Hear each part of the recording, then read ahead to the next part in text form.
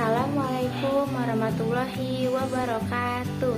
Perkenalkan, nama saya Astri Awalani Putri. Di sini saya akan menjelaskan tentang peristiwa penting dalam sejarah sastra bersama dengan teman-teman saya.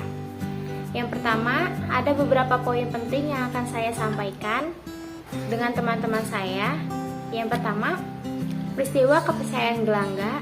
Yang kedua, Lekra atau Lembaga Kebudayaan Rakyat. Yang ketiga, ada manifest kebudayaan. Yang keempat, kredo puisi. Dan yang terakhir, ada polemik sastra konstekstual. Pertama, saya akan menjelaskan tentang surat kepercayaan Gelangga.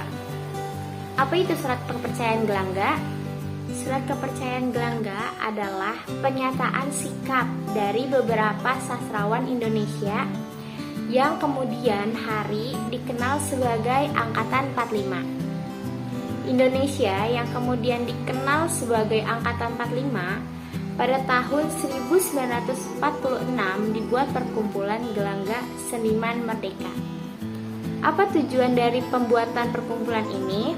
Tujuannya sebagaimana yang ditulis oleh Bapak Yudhoyono dalam Pengkajian Kritik Sastra Indonesia tahun 2009 yang berisikan tentang mempertanggungjawabkan penjadian bangsa, mempertahankan dan mensuburkan cita-cita yang lahir dari penggolongan pikiran dan roh, serta memasukkan cita-cita dan dasar itu ke dalam segala kegiatan.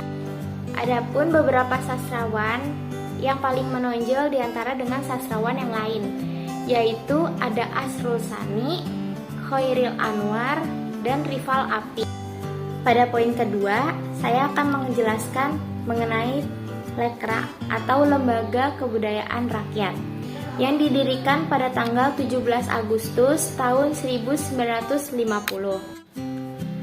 Lekra didirikan atas inisiatif beberapa sastrawan. Di antaranya ada Den Aidit, Nyoto, Ashar, dan Darta. Berdirinya Lekra itu ditandai dengan diluncurkannya Mukamadimah Lekra sebagai naskah proklamasi pendirian sebuah organisasi kebudayaan. Terutama Lekra itu dikhususkan untuk bidang kebudayaan, kesenian, dan ilmu. Lekra bertujuan untuk mengembangkan kebudayaan nasional yang bersifat kerakyatan dalam rakyat perjuangan pembebasan nasional melawan imperialisme. Di sini saya akan menjelaskan tentang Lekra merumuskan konsepsi kebudayaan rakyat, yaitu 1. Penjelasan tentang kebudayaan yaitu kesenian, ilmu, dan industri. Ketiganya harus dikembalikan kepada rakyat agar bisa merata dinikmati bersama. 2. Demokratisasi seni, ilmu, dan industri yang dicapai dengan revolusi demokrasi rakyat. Demokrasi itu membawa rakyat kepada kebebasan secara individual dan nasional untuk berkembang. 3. Penegasan bahwa rakyat adalah kelas buruh dan tani sebagai kekuatan utama dari perjuangan rakyat dan golongan mayoritas rakyat Indonesia. 4. Faktor-faktor yang merugikan perkembangan kebudayaan rakyat. 5. Sikap terhadap kebudayaan asing dan kebudayaan kuno yang harus tetap kritis. 6. Langkah-langkah strategis organisasi dalam mewujudkan cita-citanya. Terdapat beberapa konsep dasar dalam sastra Lekra ini, antara lain seni untuk rakyat, politik adalah panglima, meluas dan meninggi, gerakan turun ke bawah, organisasi. Seringkali Lekra disebut sebagai underbow PKI karena beberapa pendirinya adalah petinggi PKI. Akhirnya, setelah terjadi G30S PKI, Lekra dilarang bersama dengan Partai Komunis. Berikutnya adalah manifest kebudayaan. Manifest kebudayaan adalah konsep kebudayaan yang mengusung humanisme universal. Manifest kebudayaan ini adalah bentuk respon dari teror-teror dalam ranah budaya yang dilancarkan oleh orang-orang yang tergabung dalam Lekra, Lembaga Kebudayaan Rakyat. Perkenalkan, saya Salwa Nurhalisa akan menjelaskan materi selanjutnya.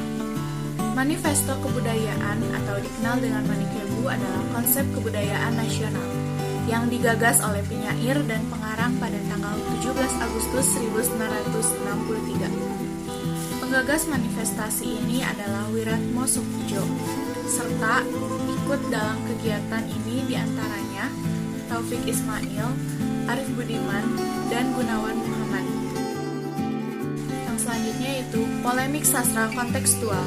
Sastra kontekstual adalah gerakan kesusastraan yang berawal dari pemahaman bahwa nilai-nilai sastra tidak mengenal universalitas, melainkan tumbuh dan berkembang sesuai waktu, tempat, dan peradabannya.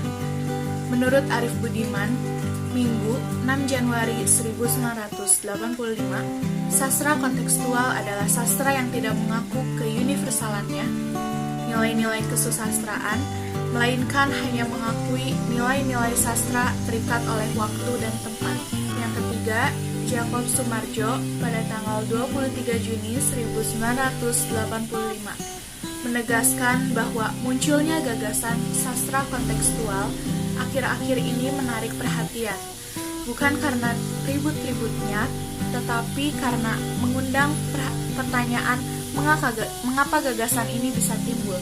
Sastra kontekstual itu menarik karena memperhitungkan konteks sosial, konteks geografis, dan konteks historis sebagai sebab utama timbulnya sastra, dan bukan faktor kesekian dan dari sastra.